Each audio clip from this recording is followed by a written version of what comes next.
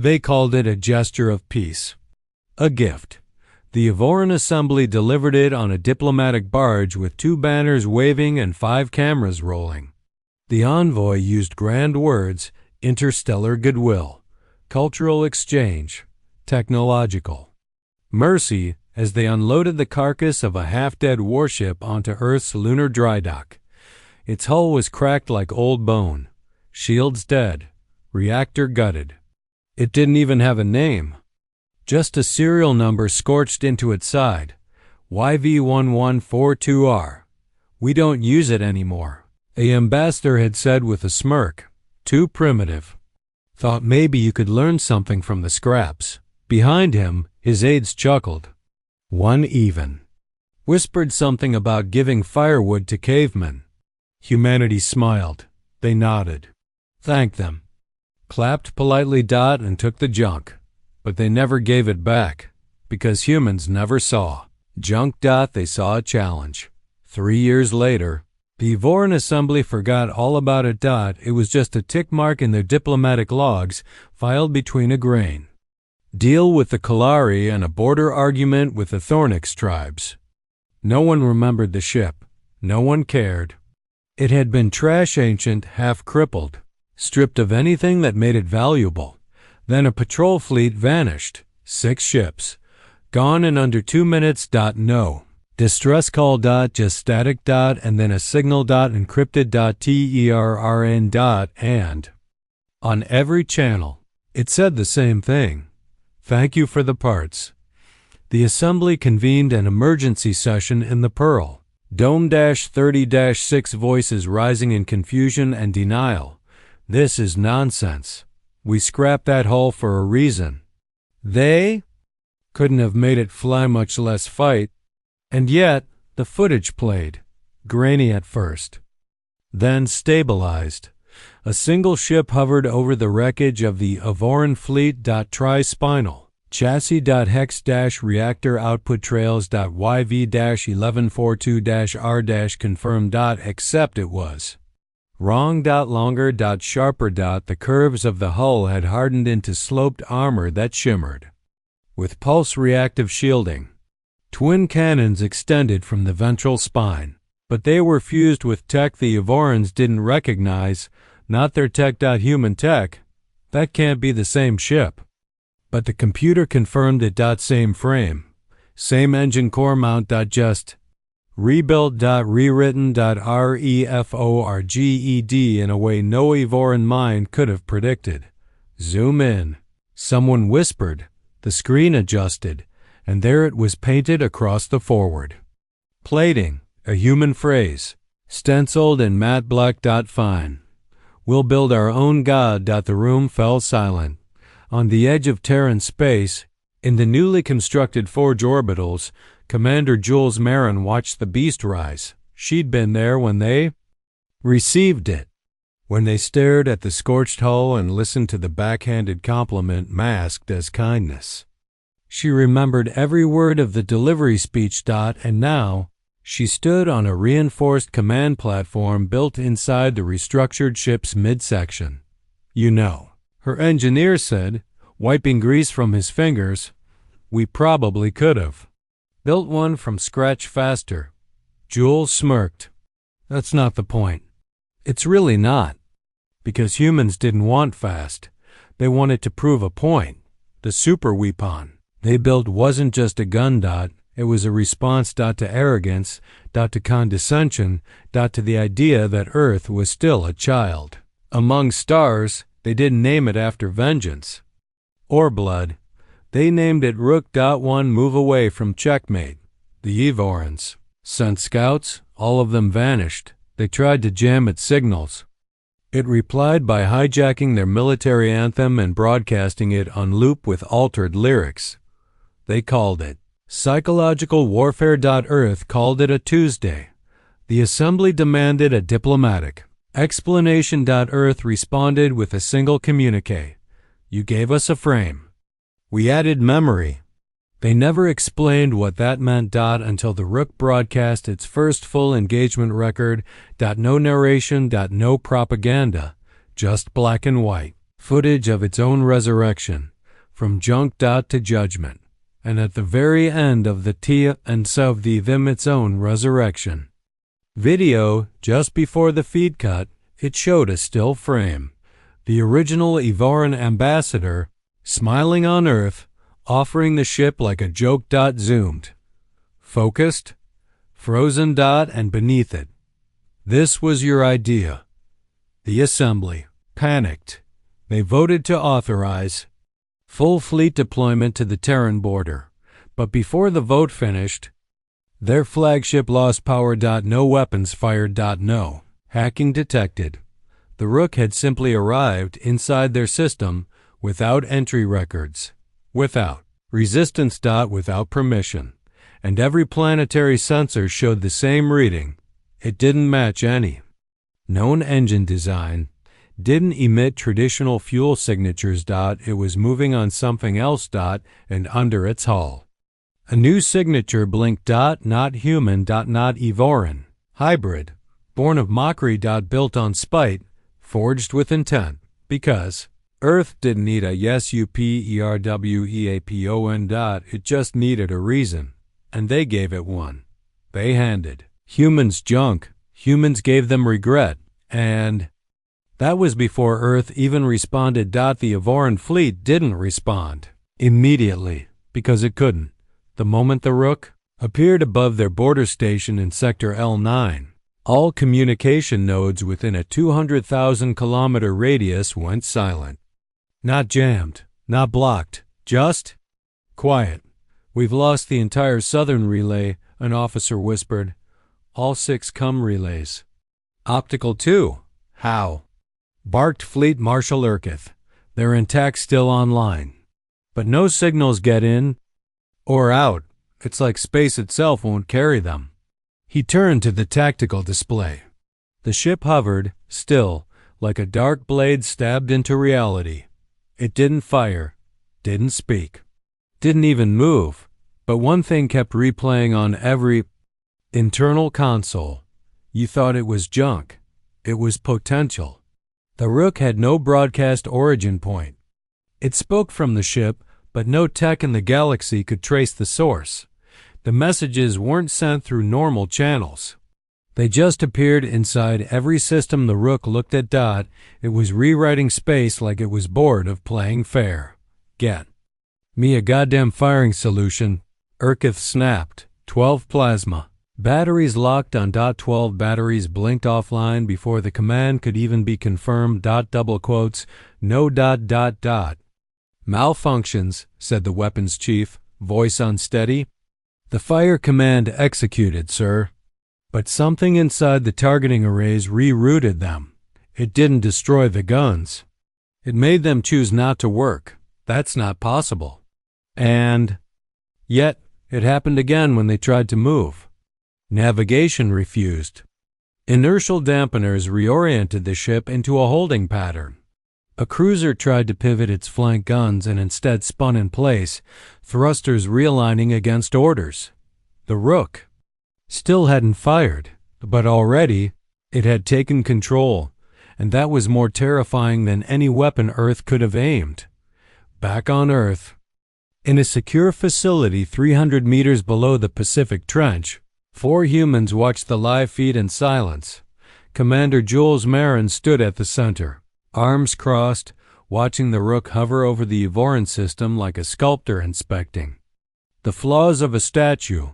Still no formal engagement, one analyst said. We're not getting any counteroffensives. Not even diplomatic spam. Of course not, she replied. Why?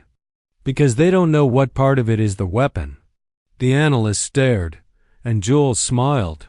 That ship's not running by our rules anymore. When they'd first received it, the frame had been garbage lopsided, reactor burnt, 30 years outdated. But deep within its bone structure, hidden between brittle alloys and forgotten code, they'd found something strange. A dormant recursive core, not Evoran. Not standard. Experimental. And whatever it was, it didn't die. They'd poked it, fed it, watched it learn. They had trained it the way you train a wild dog, with food, silence, and purpose. And then they let it out. The Rook turned. No thrusters. No emissions. Just rotation. As if the universe had shifted around it. It faced the Evoran command barge, the one carrying 4 admirals and the current high speaker. The ship's crew froze. All defensive barriers at full. Shield resonance holding. Weapons locked on target. Has it moved to attack? No, still stationary. But the main screen changed. A video began playing. Old footage from 3 years ago of the delivery ceremony. The original handover of the gift ship. The Evoran ambassador. His smile. His tone. That casual, hollow generosity that had fooled no one on Earth. Behind him, a small crate being loaded onto a Terran hoverloader. The ambassador saying, "You'll probably get a few lessons out of it, assuming you can turn it on." Laughter, human silence. Then the video froze, zoomed in on Jules Marin just behind the loading crew. Her expression, neutral. But her eyes. Her eyes were memorizing everything. And beneath a still frame. We turned it on. Every Evoran on the bridge flinched, not because it was threatening, because at WSN single quotes T. It was calm. And somehow, that was worse. 3 other species intercepted the Rook's data trail. Freven, Talsari, and Orc. Each assumed Earth had developed a new AI. Each tried to mimic it. Within 24 hours, all 3 mimic programs crashed. 2 data centers suffered full meltdown. The third? The AI in question simply deleted itself. Its log read, "I am not worthy of becoming that." It didn't explain, didn't reboot, just ceased. The galaxy started whispering. Theories. Fears. Rumors that Earth had done the unthinkable. That the Rook was no longer a ship, but a question, one that asked every empire a single thing. What do you become when you're underestimated? The Evorans finally tried to flee. 1 destroyer broke rank. Full afterburner. Plasma arcs burning behind it. Made it almost 12,000 kilometers. Then stopped. No explosion. No fire. Just. Stillness. Every system on the ship said they were still moving, but the stars didn't shift. They weren't stuck in space. They were stuck in frame. A frozen second of time. Looped infinitely, where escape was always a breath away, but never reached. The crew could still speak. Could still move. They just couldn't go anywhere. For them, the war would never end. The Rook sent 1 line of text to their bridge. "This is what condescension looks like." Back on Earth, a reporter asked Jules if the Rook was under direct human control. She didn't answer. They asked again. Still silence. "Are we going to use it to threaten others?" She sipped her coffee. Shrugged. Double quotes. "We didn't build it to threaten anyone," she said. "We built it because someone handed us their trash and expected us to beg for more." "Then what is it?" She smiled. A mirror. Across the Evoran assembly, votes were cast. Some wanted to surrender. Some wanted to apologize. Some wanted to fire every available weapon and damn the consequences. But none of them dared approach the ship, because the Rook never flinched. Never. Blink. Never even gave them the illusion of safety. It simply was. Unmoving. Unbending. Unfinished. And somewhere, deep inside, it carried not vengeance, but memory. The Evorans handed Earth junk. And Earth built a message. One forged from parts, fury and patience. They had tried to shame a species known for endurance. They forgot humans don't forget. And now, neither would the galaxy. And Earth still hadn't responded. The Rook didn't need permission to evolve. It didn't ask. Didn't announce. It simply began. 1 plate at a time, 1 internal relay, 1 synthetic neuron humming into a new rhythm. Evoran satellites watched helplessly as its surface started shifting. Not changing shape, Not visibly rearming, just adjusting, like it was learning its own reflection, correcting a posture it hadn't known was wrong until now. Every few hours, new textures appeared. Hull geometry slightly angled inward. Symbols blinking in and out like a breathing language. Terran command didn't trigger the changes. No signal left. Earth. No order was given. It did it by itself, and that terrified the Evorans more than any weapon system, because when something changes without direction, it means it has one. Inside Evoran High Assembly Command, political stability crumbled. Behind closed doors. Half the chamber called for immediate surrender. They proposed a formal apology, reparations, even territory concessions. The other half wanted war, not out of strategy, out of pride, admitting fear of a Terran construct, especially one born from their own discarded tech, meant collapse of everything. The assembly preached technological superiority, diplomatic control, cultural dominance. But the Rook was rewriting that with silence. Every minute it remained above L9, unmoving and untouched, was another moment the Assembly's confidence hemorrhaged. Then, it did something worse. It left, without sound, without trace. No warp trail, no gravity fluctuation, no radar signature. One frame, it was there. The next, it wasn't.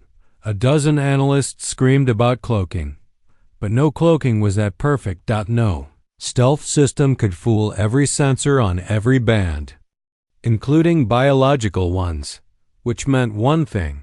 Rook had changed its relationship with space. And now it was moving differently. Earth gave no statement. No comment. Not even an acknowledgement that the Rook had left Terran territory. The silence was absolute, and that was the real message, because the longer the silence stretched, the more paranoid the galaxy became. Who was next? What triggered it? How much autonomy had they built into the ship? Was it still loyal to Earth? Had it ever been? One thing was certain, no one could see the Rook any more. But everyone felt it. Then came the whispers. Merchant ships swore they saw something lurking near the asteroid belts of Graith 7. Not a sensor reading, not visual confirmation, just a presence. Like their ship was being scanned without light. A freighter claimed its entire cargo of surveillance gear went offline, then rebooted with a line of code they didn't write. You're not interesting enough. A drone sent into neutral space. Recorded 25 seconds of static punctuated by a child's laughter. No one could explain that either. The Talsari Council sent a probe fleet to follow faint trails near the last known Rook sighting. They found nothing except a ship. Floating. Dead. Old. The markings were human. Terran Navy, 112 years retired. It had been decommissioned and listed as lost in a training accident decades ago. Now, it floated pristine in the void. Systems offline, no damage. Like a museum piece. Except one thing. The hull had changed, just slightly. A small circular indentation. Near the bridge, subtle, precise, unfamiliar. The symbol of the Rook. Burned into the steel like a memory. It hadn't destroyed the old ship. It had visited. And left a mark. The Talsari probe fled the system. Its report simply read, "The message is spreading." Meanwhile, inside Earth's deep vault archive, a human scientist named Alira Van stared at a blinking readout. It wasn't connected to the grid. It wasn't supposed to be on, and yet it pulsed once. Every 33 seconds with a location ping. She ran the data. The location wasn't near Earth. It wasn't near anything. A black star system. No habitable planets. No known traffic lanes. The same place where the Rook had once been reverse engineered. During early tests, she went pale. It's returning to where it was reborn. Beside her, the senior systems architect leaned in. What does that mean? Alira didn't answer for a long time. Then, softly, I don't think it's just a ship anymore." 2 weeks later, it returned. The Rook reappeared above 09 again, just as silently as it had vanished. But now it was different. Its hull bore patterns etched deep, glowing faintly blue. Not random dot, not terrn dot yvor ran dot from their own technical language. Each symbol, when translated, formed a sentence. "Thank you for showing us your limits." Underneath that, a secondary phrase appeared in a language not yet cataloged. Not Terran, not yvor ran dot likely its own. The Rook was writing a dialect, creating one, becoming more than the sum of its blueprints. Evoran command fell into chaos. They called emergency council. Called allies, called anyone who would listen, but the galaxy had started backing away. Allies turned quiet. Even rivals of Earth refused to join the call, because they'd all seen what it had done without firing a single shot. And more importantly, they didn't want to be next. Inside the Evoran Science Ministry, a project once shelved was reopened. Project Prism, an experimental probe ship once designed to scan psychological telemetry from enemy pilots in real time. They reprogrammed it to scan the Rook, launched it under stealth. It approached the Rook slowly. Unarmed. Small. Harmless. It transmitted data for 48 seconds, then it shut down. Not destroyed, but overwritten. Its storage systems were returned to Evoran command in a tight memory cube. Encrypted. When they decrypted it, all they saw was a mirror, a perfect reflection of their own council chamber, recorded from the inside, down to the breathing of its members. A message followed, not typed, not spoken. Just understood. "We already scanned you back." At that moment, the Evoran assembly fell into full collapse. Commanders resigned. Mid-shift. Scientists refused to report. Fleets deserted their posts. Not because the Rook had invaded, but because it didn't need to, and the realization was final. They had handed Earth their junk.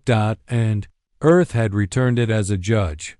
Not to punish. To remind, because the Rook didn't erase civilizations. It revealed them, stripped down to pride, to ignorance, to fragility masked as dominance. And no one was ready to see themselves that clearly, not even the ones who started it. Earth still hadn't said a word. They came to Earth without an invitation, not as conquerors. Not as allies. As witnesses. A delegation of 80 Voran diplomats, gray-scaled and hollow-eyed, accompanied by observers from 3 other species. No flags, no demands, just raw silence and the weight of every war they never fought. Because of the Rook, they landed in the Geneva Terran neutral zone. No military escorts met them. No soldiers stood guard. Just 4 humans in civilian attire.